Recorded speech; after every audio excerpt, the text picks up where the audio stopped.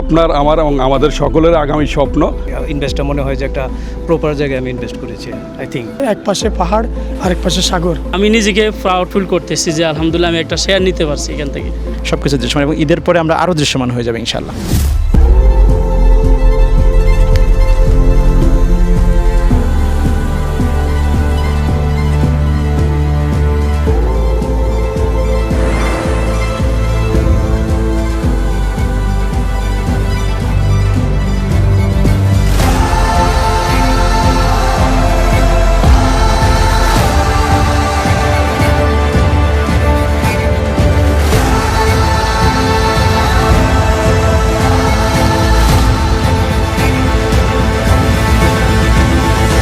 Minimum 2 থেকে 250 লোক এসেছে এখানে। In one time will be the owner of a resort. এক পাশে সমুদ্র আরেক পাশে পাহাড় দেখাটার সৌন্দর্য তো দ্রুত সম্ভব আপনাদের পরিকল্পনা বাস্তবায়ন করতে পারে।